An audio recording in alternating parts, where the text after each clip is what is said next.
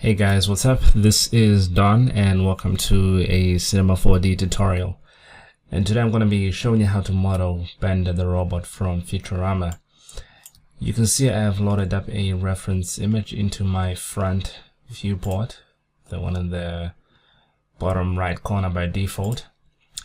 To do this, you simply go to the viewport, press Shift V, and this should bring up the display attributes for this viewport. Mine were already here. And you want to go to the back tab and then browse for your image, and you can save this any way you want. So in this first section, we're going to be taking a look at how to model the head and all the head details. And then in other sections, we'll be taking a look at how to model the other different parts. So for this, I will be starting off with a cylinder. It's always good to start off with some kind of primitive shape which somewhat resembles what you're trying to model. So Bender's head is quite cylindrical, so that's why this is a good starting point. If I go to my viewport with the reference image, you can see that the image is way too bright and I can't see my geometry all that well.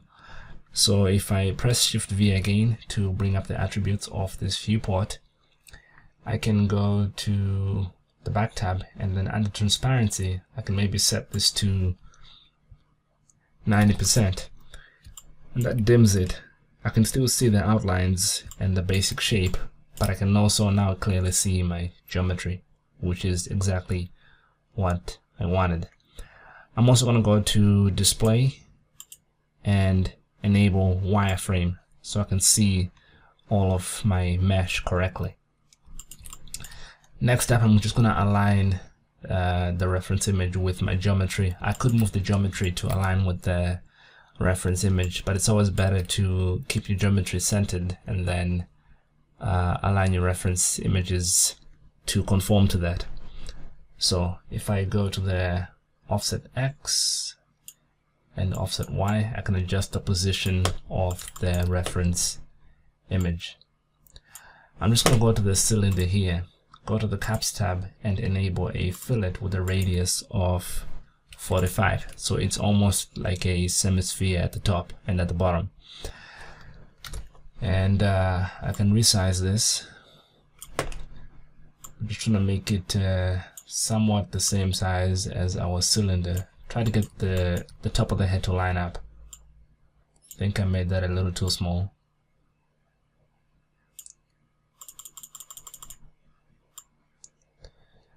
Around about here is looking pretty close, but I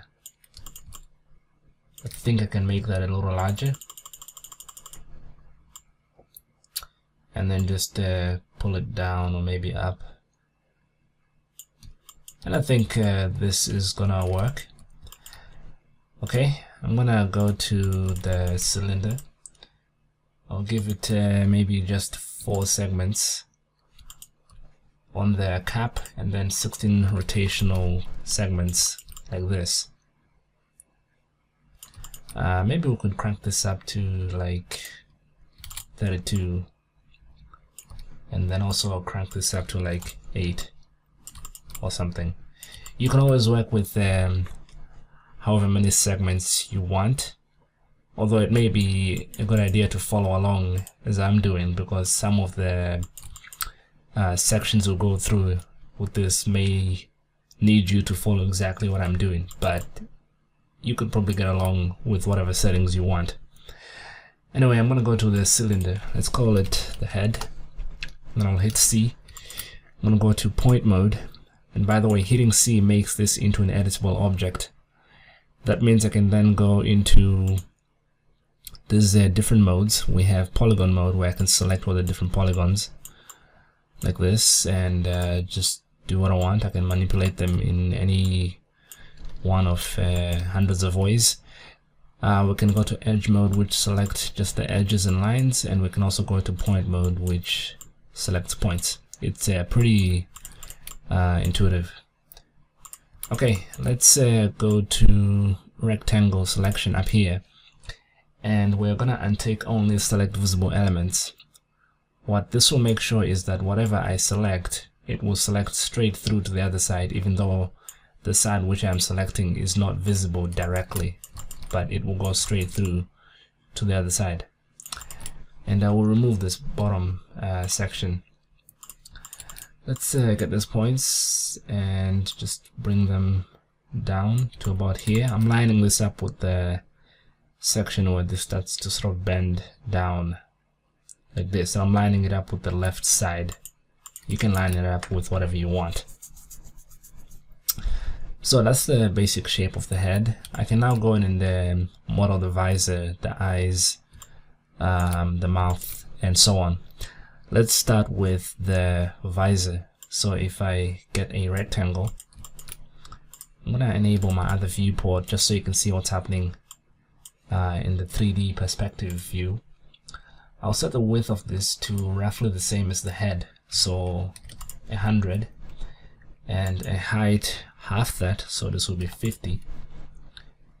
And then we can just bring this out here.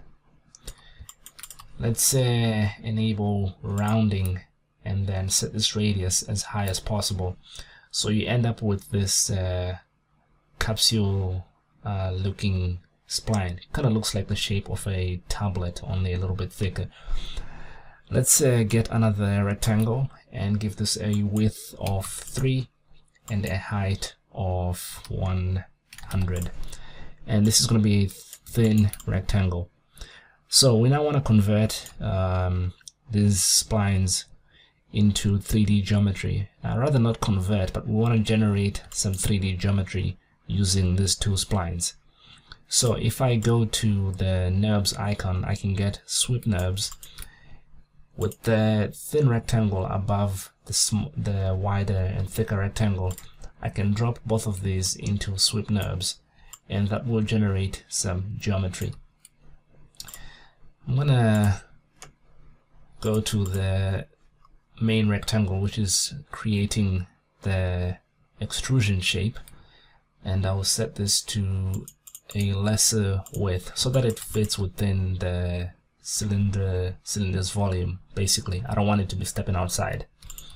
And I'm also going to set the height to be exactly half what the width is. So I'll just type in 96 divided by 2, which is 48. You probably knew that because you're better at math than me, but hey, the tool is here to help me with that, so I use it. Okay, I'm gonna also maybe lower the height of the second rectangle to 85, and that reduces the extrusion. I can get the first rectangle and I can pull it back, and I just make sure it feeds into the rest of the geometry nicely like that, and that's exactly what I want. Maybe just a little more. Next up, we'll get a cylinder. This is gonna be the eyeballs. Let's give it a radius of 20 and change the orientation from positive Y to positive Z so that it's lying in the Z direction. Let's give it maybe 16 rotational segments. There's no need for 32 in this case. Let's go to caps and enable fillet cap, and maybe leave 5 segments there. I think we should be okay with that. We can move this to the right side, and I'm gonna get a tool called the symmetry object, which is used to mirror objects along the equal and opposite axis. So if I move this to the negative x-axis, it gets mirrored to the positive and equal x-axis. And you can go in here and change the different mirror planes depending on what you're trying to create. But in this case, the default, I think it's the ZY. Yeah, should work fine. I'm gonna increase the radius of this, maybe just bring it in. And these are gonna be sort of the eyeballs, if you can call them that.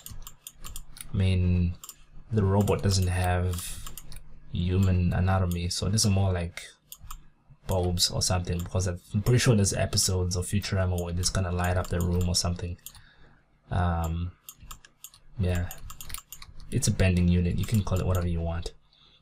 Anyway, I'm gonna get my new set of geometry, and I'll push this up to somewhat line up with the reference image, like so. So next up, we shall model the mouth. This should be pretty straightforward. So I'm gonna go to the geometry with the head, and we need to cut out 2 loops going around all the way. These are loops basically, and we need just a few more down here. So if I go to polygon mode, right click, let's get the knife tool. Another way to access the knife tool is to press M followed by K. Pressing M will bring up a submenu. So does U, but that's a different submenu.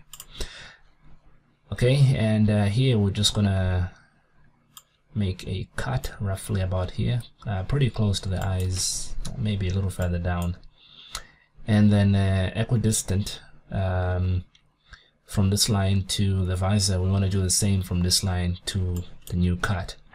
I am just eyeing this up. You can be more accurate if you wish, but I think I got it pretty good just then. I'm not liking the look of these eyes at all. Just gonna bring them out a little closer and push them out a little more, and maybe increase the radius to 22. Oops, that's way too big. 21.5 maybe, and I think I can dig that.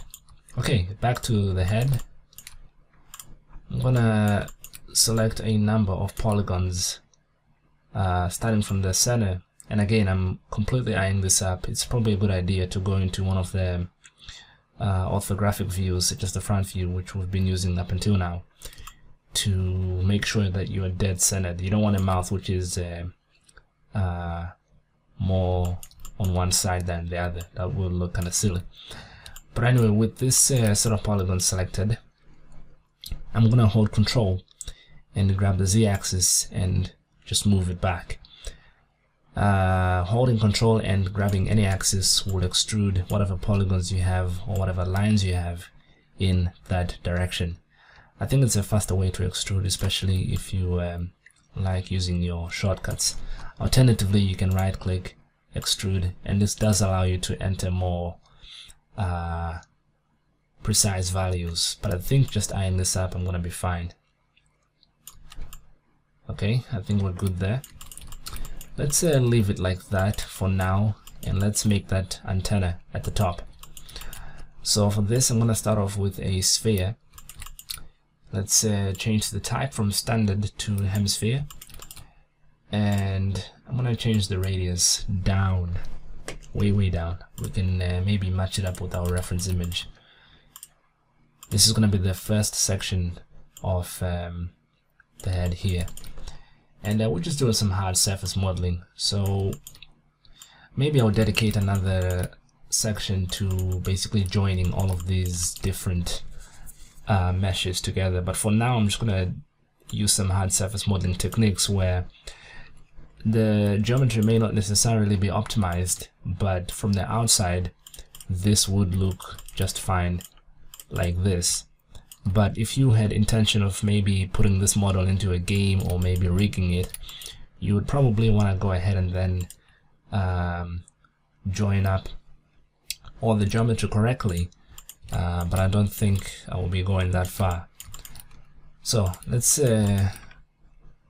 push this up, and I think this is about the right radius, which is 19. Maybe just bump it up to 20, so it's a nice and round number. And the number of segments, I'll make this 32, which is the same as the cylinder we used for the head. So if I was to try and join this together, I would have a nice continuous edge flow.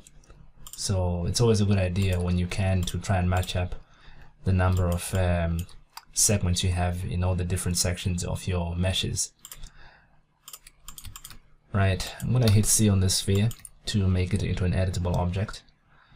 And then I'll go to point mode once again, go to rectangular selection, only select visible elements is not ticked like we left it last time. Let's just grab all these points and remove them. Get this set of points and maybe just move them down a little bit. Do the same over here.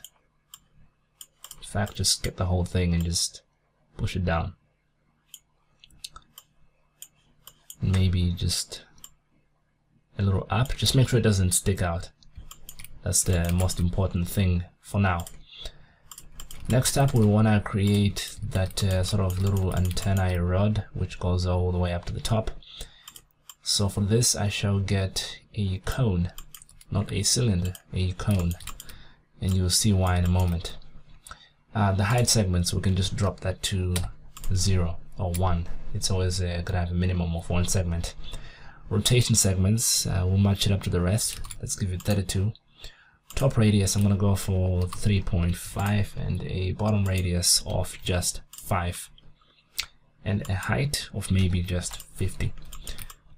And the reason why I used a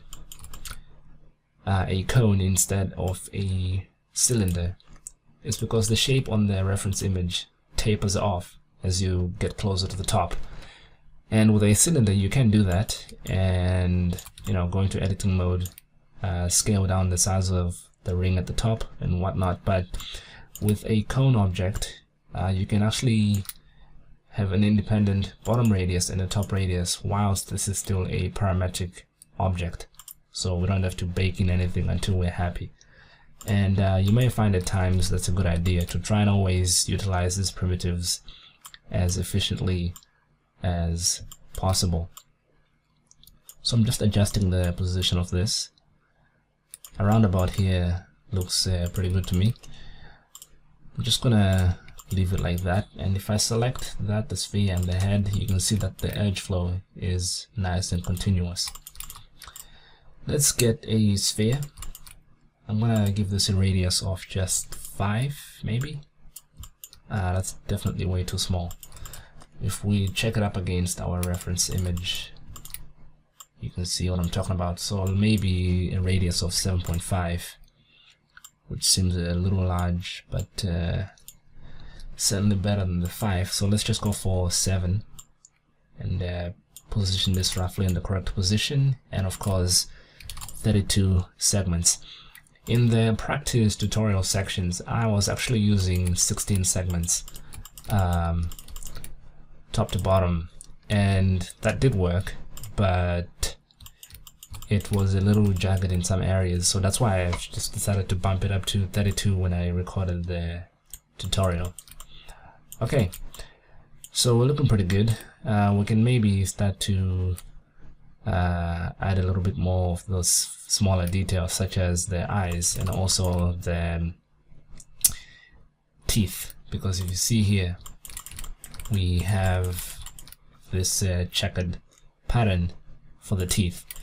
Now we're actually going to be doing this with a texture, so just brace yourselves, we'll get to that. But for now, let's just get a cube. Let's give it a size of 5 by 5 by 5.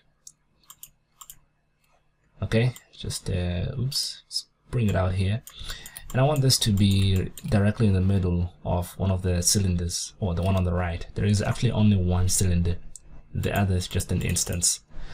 So to get this to be in the exact XY position of this cylinder, here's how you can do that. First of all, you want to remove the cylinder from the symmetry objects just temporarily. You could just go and copy these values or try and tap them out, but they're kind of awkward. They've got three digits after the decimal point. So here's a quick way to auto-orient any object that you insert to any object that you have already in your object manager. So if you click on the object that you want to attach the other object to, you click it, hold ALT as you insert the new object, and what that will do is make the new object inherit all of the properties of whatever object you had selected before, and it also makes the new object a parent of that old object. Now I always like to break this relationship off and make the second object a child, but in some cases maybe the new object would be the parent, but in my case I'm just gonna make the cube a child of the cylinder. And now all I have to do is to just make change the Z position of the cube, and I can have it right at the front here. And I'm gonna change the Z size to just 1, and I want this to sit just at the tip of the cylinder there. I'm gonna make 2 textures really quickly. One is just gonna be no color, no specular, everything turned off. This is gonna be on the pupil, that little cube we just inserted. And then another material is just gonna be everything turned off except for the luminance, and this is gonna be the eyeball material. And then we can drop both of these back into the symmetry, and let's call this eyes, just to keep everything organized. So this is going to be the visor, and the head is already labeled, the eyes. We can get all these 3 objects and group them and call them the antenna. Okay, looking pretty good. Let's go ahead and create that mouth. Now the way I'm gonna do this is to use, first of all, hypernerbs to just curve this mouth. Right now it's just squared off, and that doesn't look very good. So if I get hypernerbs, I can drop the head into the hypernerbs, and you can see I have a somewhat rounding, and that's still gonna work perfect. But you also see that all the edges are soft, especially this section here and this section right here. The rest of the head is fine. It just has more segments, so it actually looks a lot smoother than it were before.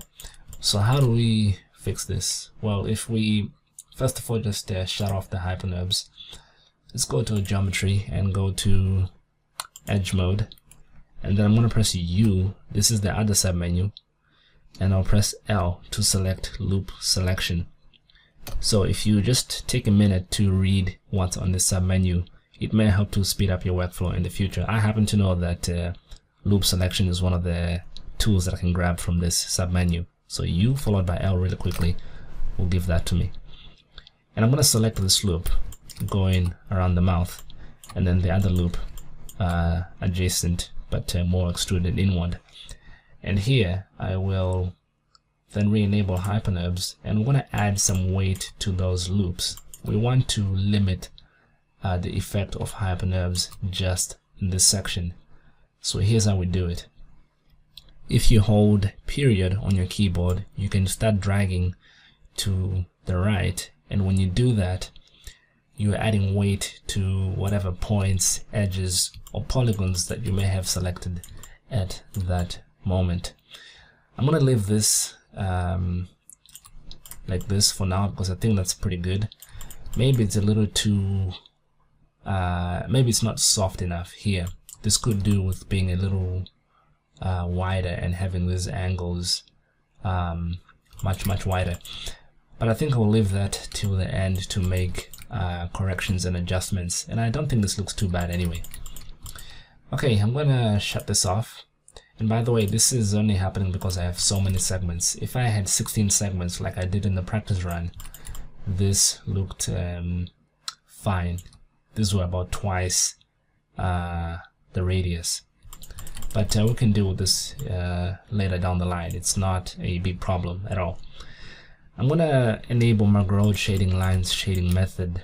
If I go to display, I can select Growth Shading Lines, so I can see a little better where all the shapes are intersecting and so on. And now for that texture, which is going to be used for the teeth. So let's create a new material. Let's call this teeth. Let's call the first one eyes, and the second one pupil. It's good to keep everything organized. Let's shut off hypernerbs for now, and the teeth material, we are going to apply it just to these polygons on the inside here. So if we go to polygon mode, I can go to my live selection, but I actually already have this section selected, so that's great. And I can just drop this texture onto there. So just a quick preview, you see that section is lighter than everything. So how do we do that checkered pattern? Well, Cinema 4D actually has a generator for that. So what I'm going to do is enable my interactive render region. So if I press Alt followed by R, I have this interactive render region, which I can resize and increase the quality using this quality slider. So as I edit this material, you're going to see a live update, and that may be helpful. Let's go to the texture. I'm going to go to I think it's surfaces and then checkerboard. Okay, it's not checkerboard. I think we want a different surface. We want the tiles. That's the one. This has more function built into it. You can create a checkerboard from this, but you cannot make tiles from the checkerboard. Okay, let's leave the ground color as black. Tile color, set that to white. Tile color number 2 the same, and you can see I'm getting an update as I do this. Let's go to the tile color number 3 and just set this to white. We'll change the grout width to just 1, and the bevel width, this is how much this sort of tapers off. We can bring this all the way down to like 5% or something. We want some nice distinct lines. You can even make this 1% if you wish, but then I think you may have to increase your grout width to something like 10%, just depending on how this looks. I think maybe 5 is gonna work, and that's pretty good. We can change the global scale to maybe just 50, and I think that looks pretty good. We now just need to position it in the center. You can see that it's more sort of shifted toward the bottom. So if we get that texture, we can change the offset U. Oops, we want the offset V to be somewhere roughly in the middle like that. And when we enable hyperNURBS, you can see that stays perfectly correct. And that's the head finished. So thank you for watching this first section in the How to Model Blender in Cinema 4D tutorial series, and I'll catch you in the next section.